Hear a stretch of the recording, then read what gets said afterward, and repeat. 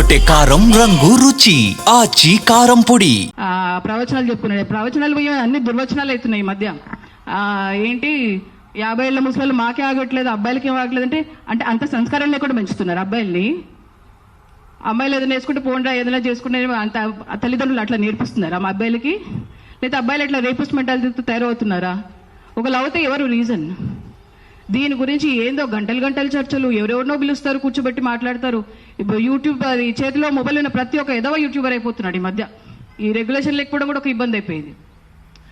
చేతికి కెమెరా దొరికితే, చేతికి ఫోన్ దొరికితే అయిపోయింది. ఇప్పుడు కూర్చొని ప్రతి ఒక్కటి నీతులు చెప్పడమే. అసలు నీ బుద్ధి ఏంటి? నీ లైఫ్లో నువ్వు సాధించింది ఏంటి? నువ్వు అసలు ఎంతమంది జీవితాలు నువ్వు బాగుపరిచినావు? ఇవన్నీ పక్కన పెట్టి ఎంతసేపు సంస్కృతి అంటే ఏంటి? సంస్కృతి, కల్చర్ ఇవన్నీ కూడా ఫ్లూయిడ్, మారుతూ వచ్చినాయి. అప్పటికి ఇప్పుడు ముందు నుంచి ఒకలాగా లేదు, మారుతూ ఉంటే దాంతోపాటు మనం మారాలి. ఇప్పుడు మనం ముందుకు పోవాల్సింది పోయి ఈ అబ్బాయిలు ఏంటో అర్థం కావట్లేదు. ఈ మధ్య అందరూ రిగ్రెసివ్ తయారవుతున్నారు, మెల్లమెల్లగా వెనక్కి పోతా ఉన్నారు. అదే వస్తుంది. క్యాలెండర్ చూసుకోవాలి. అంటే మాకందరికీ, ఆడవాళ్ళందరికీ 2026 నెక్స్ట్ 2027 క్యాలెండర్ మేము తీసుకుంటాము. మీరందరికి రివర్స్ తీసుకోండి క్యాలెండర్. దానికి తగ్గట్టు మీ ఆలోచనలు మార్చుకుంటా పోండి. అట్లాగే ఉంది ఇప్పుడు అంతా రిగ్రెసివ్ మైండ్ సెట్ అబ్బాయిల్ని. ఇవి కాదు మీరు చేయాల్సిన పోరంటే మీది కాదు. మనకి ఉద్యోగాలు లేవు, పొల్యూషన్ పెరిగిపోతుంది. ఇప్పుడు హైదరాబాద్ ఎక్కి కూడా దారుణంగా తయారవుతుంది మిగతా వాటిలాగా.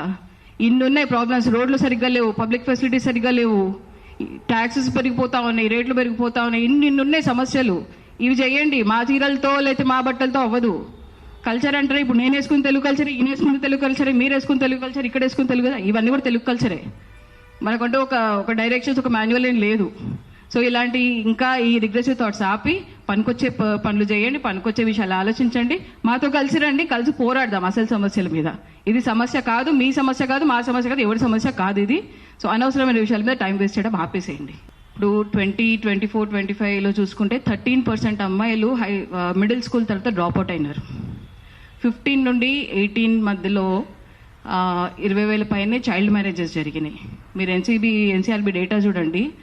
ఇంకా రేప్స్ జరుగుతున్నాయి, డౌరీ డెత్స్ జరుగుతున్నాయి. రేప్స్ అయితే ఏజ్తో సంబంధం లేకుండా చిన్నపిల్లల మీద పాక్సో కేసెస్ కూడా 1,00,000 పైనే నమోదైనాయి.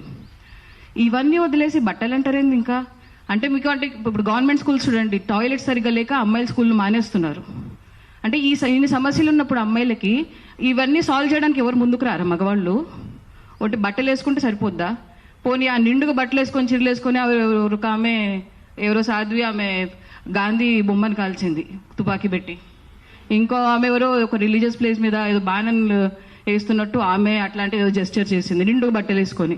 అంటే మీరు ఎంత ఏదో పనులనే చేయండి, చీరలు కట్టుకుంటే తెలిసిపోతుందా? బట్టల్ని బట్టి వాళ్ళ క్యారెక్టర్ ఏంటి, వాళ్ళు ఎంత మంచి వాళ్ళు అని చెప్పేసి డిసైడ్ చేస్తారా? ఇంకా కల్చర్ అంటారు. పోనీ ఏ కల్చర్? ఇప్పుడు ఇండియాలో మొత్తం ఒకటే హోమోజీనియస్ కల్చర్ కాదు కదా, ఒక్కో స్టేట్లో ఒకలాగుంది. తెలంగాణలో చూసుకుంటే మనకి హైదరాబాద్లో ఒకలా ఉంటుంది, నిజామాబాద్లో ఒకలాగా, వరంగల్లో ఒకలాగా, ఆదిలాబాద్లో ఒకలాగా. ఏ కల్చర్? పోనీ మీరు చెప్పండి, మాకు ఒక మాన్యువల్ ఇవ్వండి, గైడ్ లైన్స్ ఇవ్వండి, మన తెలుగు కల్చర్ ఇది అని చెప్పేసి చదివి మేము ఆమోదిస్తాం, ఫాలో అవుతాం.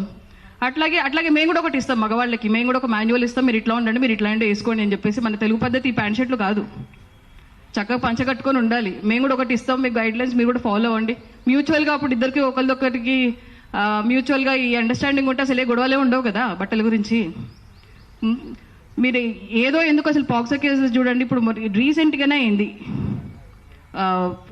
నాకు తెలిసి లాస్ట్ మంత్ నుండి ఇప్పటి వరకు పాక్సో కేసెస్ ఒక 18 or 20 నమోదైనాయి మళ్ళీ మన తెలంగాణలోనే. ఒకసారి వాటి సంగతి ఏంటి ఒకసారి వాటి చూడండి. అసలు మా ప్రాబ్లమ్స్ ఇన్ని ఉన్నాయి అన్ని రండి ఒకసారి. ఇప్పుడు శివాజీ గారే ఉన్నారు, ఆ పెద్ద బఫూన్, ఆయన కెరియర్ నాకు బాగు చేసుకోవడం రాలేదు కానీ చెప్పి ఇప్పుడు వచ్చి ఇంకో మొత్తం సంస్కృతి ఉద్ధరిస్తాడంట ఆయన. ఫిల్మ్ ఇండస్ట్రీలో అంతమంది అమ్మాయిలు వచ్చినారు, మా మీద కాస్టింగ్ కోచ్ ఎక్స్పీరియన్స్ జరిగింది, మా మీద వేధింపులు జరిగినాయి, లైంగిక దాడులు జరిగినాయి అని చెప్పేసి. అప్పుడు ఎక్కడ పోయినాడైనా ఒక్క మాట మాట్లాడలేదు. తెరకొట్టే కారం రంగు రుచి ఆచి కారం పొడి.